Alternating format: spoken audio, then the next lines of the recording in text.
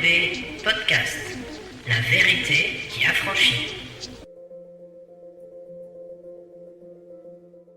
Bonjour les amis, bienvenue dans les podcasts de Réparateur des Brèches. Bonjour les amis, nous revoilà pour un nouvel épisode dans la série Guérir les cœurs brisés et on est toujours dans la saison 3, voilà c'est le deuxième volet et aujourd'hui je vous propose une étude sur le pardon. Alors ça va être une étude biblique avec beaucoup de versets, donc pour ceux qui font une overdose des enseignements et des études bibliques, eh bien écoutez, vous pouvez passer votre chemin. Et pour tous les autres, eh bien vous êtes au bon endroit, on va essayer ensemble d'en savoir un petit peu plus sur le pardon. Alors vous n'êtes pas sans savoir que dans la Bible, il y a une quantité énorme de versets et de possibilités d'enseigner le pardon. Donc, il m'a fallu faire un choix, il m'a fallu faire une sélection dans les versets. J'ai pris ceux qui, pour moi, me paraissent le plus important dans ce que je voudrais vous faire passer comme message et comme compréhension. Donc, ce n'est pas la peine de m'envoyer des mails en me disant « Oui, il y avait aussi tel verset et tel verset et tel verset ». On est d'accord que je ne peux pas en un quart d'heure ou 20 minutes prendre tous les versets de la parole. Donc les amis, soyez indulgents. Alors j'aimerais que l'on fasse un point tout de suite sur notre nature et sur la nature de Dieu. Je pense que vous connaissez tous à peu près la nature de Dieu, mais on peut déjà dire qu'il est amour, justice et miséricorde. Ça, je pense qu'on est tous en accord. La parole nous dit que nous avons été créés à son image. Mais, depuis la création, il y a eu le péché qui est entré dans le cœur de l'homme, et donc qui a perverti la nature de Dieu en nous. Je pense que je ne vous apprends rien si je vous dis que nous étions de nature pécheresse. Nous avons perdu notre nature divine depuis la chute d'Adam et Ève. Ça, on est tous d'accord. Le péché est entré dans notre cœur. Et c'est pour cela que l'on parle de nature pécheresse. Mais savez-vous que dans la Bible, dans 1 Corinthiens chapitre 2 et au verset 14, voilà ce qu'écrit Paul. « Mais l'homme animal ne reçoit pas les choses de l'Esprit de Dieu, car elles sont une folie pour lui, et il ne peut les connaître parce que c'est spirituellement qu'on en juge. » J'aime beaucoup ce verset parce que Paul là compare la vieille nature, la nature pécheresse, à un homme animal, avec une nature animale. Et il va jusqu'à dire que cette nature ne peut pas comprendre les choses de l'Esprit de Dieu, parce que c'est spirituellement qu'on en juge. Alors, j'arrive à ce que je voulais vous faire comprendre, c'est que aujourd'hui, nous qui avons reçu Jésus-Christ dans notre cœur, qui avons accepté Jésus comme notre Seigneur et notre Sauveur, nous avons reçu la semence de Dieu en nous. Et ça, vous pouvez le retrouver dans la première épître de Pierre, chapitre 1er, au verset 23. Vous avez été régénérés, non par une semence corruptible, mais par une semence incorruptible, par la parole vivante et permanente de Dieu. Alors, cette semence que nous avons reçue, c'est la nature de Dieu, c'est-à-dire le Saint-Esprit qui descend en nous, et le Saint-Esprit s'installe dans notre esprit qui le régénère. Et le mot « régénérer » est important puisqu'il signifie qu'il a recréé à l'état d'origine. Donc, nous avons retrouvé notre nature première voulue par Dieu qui est la nature divine.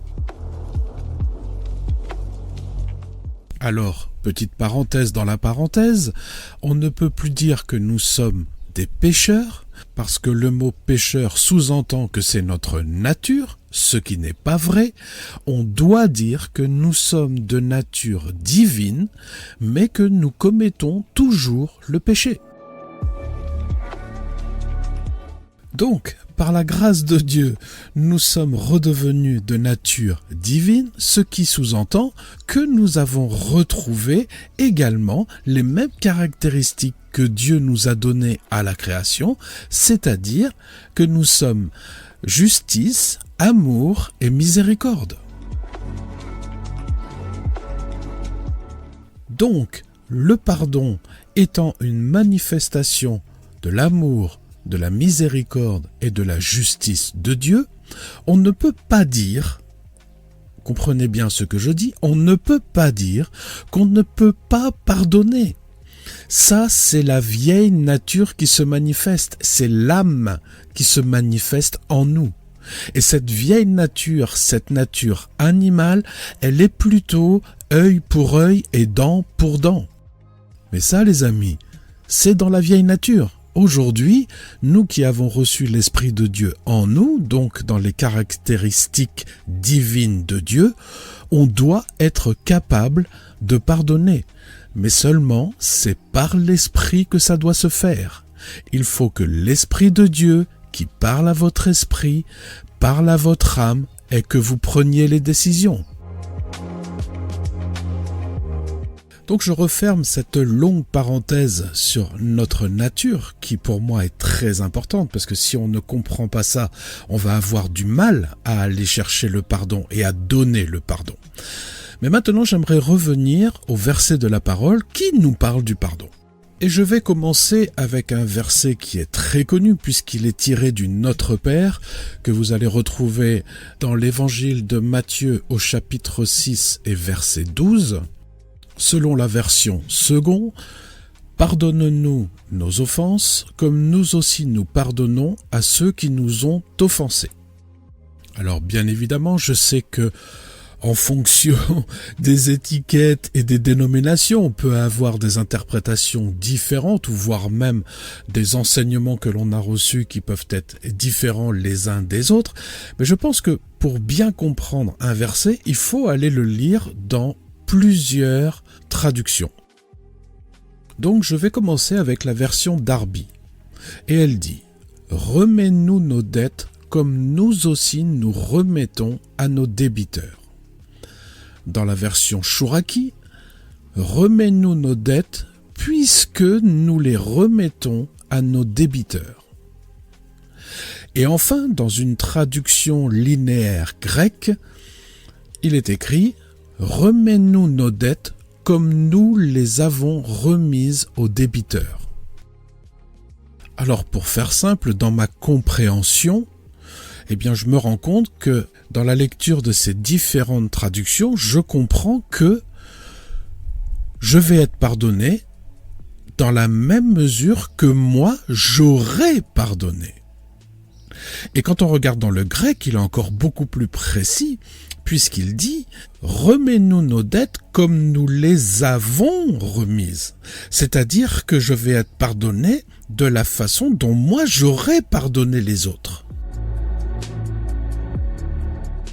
Alors bien évidemment, je comprends que ça puisse vous bousculer, ça me bouscule moi-même, puisque dans tellement d'enseignements, j'ai entendu que Dieu nous pardonne toutes choses et qu'il n'y a aucun problème avec le pardon. À la lecture de ce verset, dans le Notre Père que nous connaissons tous, déjà, on peut se dire peut-être qu'il faut que je revoie ma position sur le pardon. Eh ben, on va encore aller plus loin, les amis. On va approfondir tout cela.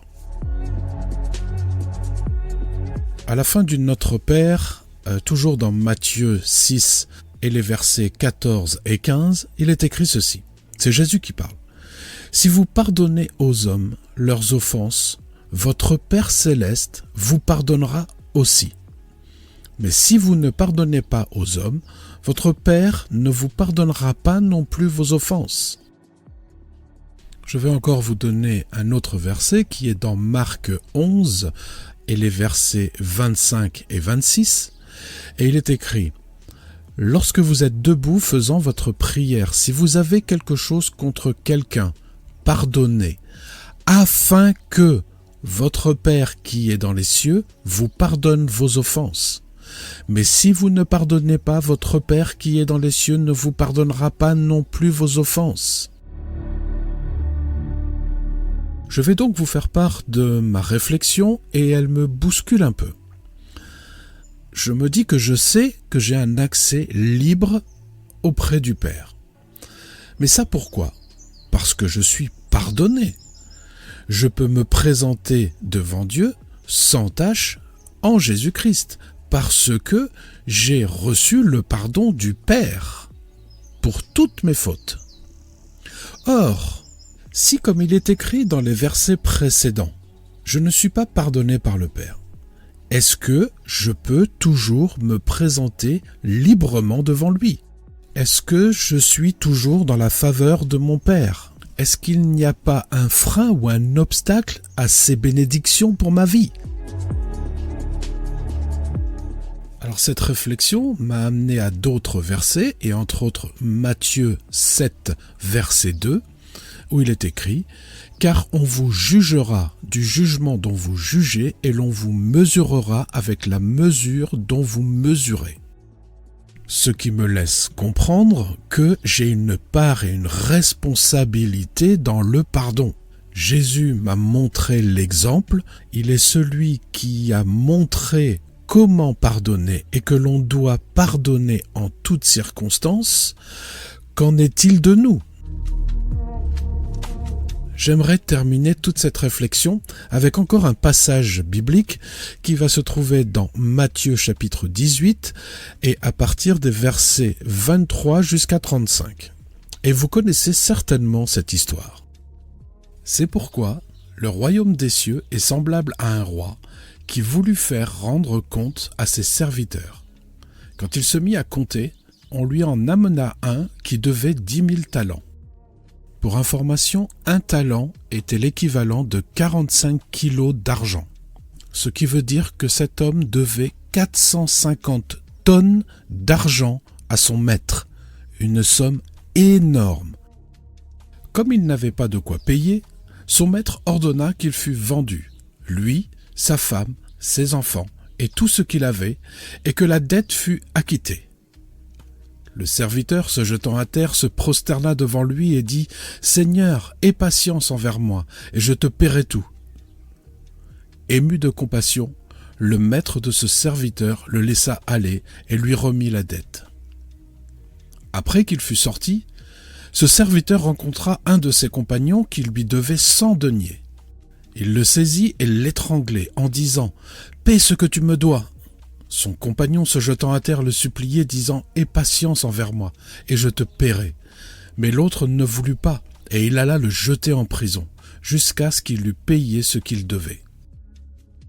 Pour information, un denier était l'équivalent de 5 grammes d'argent, ce qui veut dire que ce compagnon lui devait 500 grammes d'argent.